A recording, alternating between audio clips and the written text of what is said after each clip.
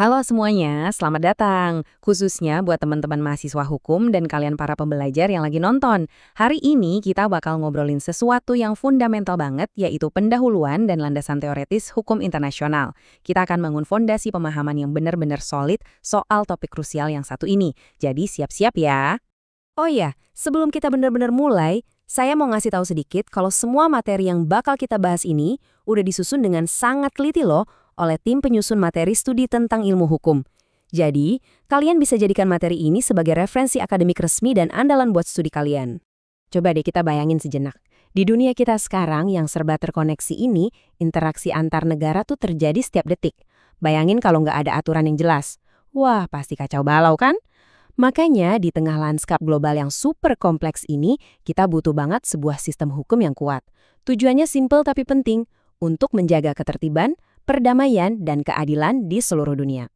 Nah, biar obrolan kita terarah, ini dia 5 poin agenda kita hari ini. Mulai dari pengantar dan istilah, pandangan para sarjana, teori dasar, referensi pustaka, dan pastinya ditutup dengan evaluasi.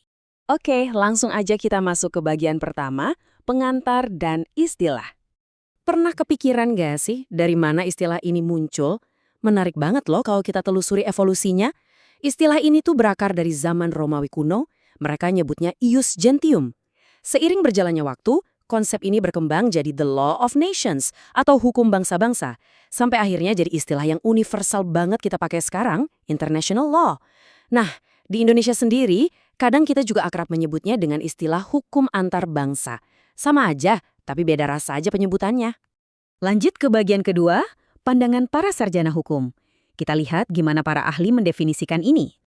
Kalau kita merujuk pada pemikir klasik kayak L. Oppenheim, ada satu poin yang benar-benar krusial di sini. Oppenheim itu sangat fokus pada aspek yang state-centric atau berpusat pada negara. Di zamannya, hukum internasional itu mutlak dilihat cuma sebagai aturan yang mengikat interaksi antar negara-negara beradab. Jadi, aktor utamanya benar-benar cuma negara, titik. Tapi hukum kan nggak kaku ya, dia terus berevolusi. Berbeda banget nih sama pandangan klasik tadi. Akademisi modern seperti Malcolm N. Shaw ngingetin kita kalau cakupan hukum internasional sekarang udah meluas drastis. Nggak cuma ngurusin negara lagi. Sekarang entitas non-negara, organisasi internasional, bahkan sampai individu. Terutama kalau kita bicara soal hak asasi manusia, itu semua udah masuk radar hukum internasional. Keren kan? Terus gimana pandangan ahli dari dalam negeri? Nah, Prof. Mukhtar Kusumatmaja ngasih batasan yang sangat jelas buat kita. Beliau menarik garis tegas antara hukum internasional publik dan hukum perdata. Jadi kata kuncinya di sini adalah hukum ini mengatur persoalan publik lintas batas negara yang urusannya bukan bersifat perdata atau kepentingan sipil biasa. Simple tapi langsung mengena. Sekarang kita masuk ke bagian ketiga, teori dasar hukum internasional. Yuk kita gali lebih dalam.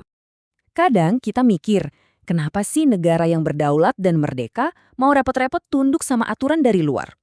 Nah, teori positivisme punya jawabannya. Teori ini bilang hukum internasional itu ada dan mengikat semata-mata karena negaranya sendiri yang setuju. Jadi, semuanya murni berbasis pada kesepakatan tertulis dan kehendak eksplisit negara tersebut. Kalau mereka nggak setuju atau nggak ikut tanda tangan perjanjian, ya secara teori mereka nggak terikat. Sebaliknya, ada teori naturalisme yang pandangannya kontras banget sama positivisme. Naturalisme ini berpendapat bahwa, hey, ada atau tidak adanya perjanjian tertulis, tetap ada yang namanya hukum alam. Ini tentang prinsip-prinsip moral universal soal akal budi, keadilan, dan kemanusiaan yang secara otomatis mengikat semua bangsa di dunia. Jadi, hukum itu lahir dari nurani dan akal sehat manusia. Terus yang ketiga ada teori realisme. Nah, yang satu ini pendekatannya agak lebih pragmatis dan mungkin kerasa sedikit sinis ya. Realisme nekenin fakta bahwa di dunia ini tuh nggak ada polisi global yang punya kekuasaan absolut buat menindak negara yang melanggar. Makanya teori ini berargumen kalau negara itu pada akhirnya cuma bakal patuh sama hukum internasional kalau aturan tersebut sejalan sama kepentingan nasional mereka sendiri. Logis juga ya. Masuk ke bagian keempat, referensi dan daftar pustaka. Karena ini ranah akademik, kita pastinya butuh fondasi literatur yang kuat. Ini dia, daftar buku-buku wajib yang jadi tulang punggung pembahasan kita. Ada karya klasik dari L. Oppenheim, literatur modern dari Malcolm Shaw, serta buku panduan andalan dari Prof. Mokhtar Kusumatmaja bersama Eti R. Agues dan juga Sefriani. Saya sangat merekomendasikan kalian untuk baca langsung buku-buku ini supaya pemahaman kalian makin mantap. Dan akhirnya kita sampai di bagian kelima, evaluasi dan diskusi akademik. Waktunya pemanasan otak. Tapi sebelum saya kasih tantangan diskusi, saya mau pertegas dulu nih. Video presentasi ini benar-benar dibuat sebagai media dan bahan pengajaran resmi yang bisa kalian tonton kapan aja secara online. Jadi, jadikan video ini sebagai salah satu referensi utama yang menemani perjalanan belajar hukum kalian ya. Tonton ulang kalau ada bagian yang masih belum jelas. Nah, sebagai penutup sesi kita, saya mau ninggalin satu pertanyaan diskusi yang lumayan berbobot buat kalian. Coba kalian pikirkan secara kritis, gimana sih pandangan kalian tentang negara-negara besar yang kadang menggunakan prinsip non-intervensi murni cuma sebagai alat politik untuk keuntungan mereka sendiri? Coba berikan argumen kalian, dan jangan lupa sertakan contoh kasus nyata di dunia saat ini yang bisa membuktikan argumen tersebut. Silahkan diskusikan sama teman-teman kelompok kalian. Terima kasih udah menyimak dengan semangat dan selamat berdiskusi.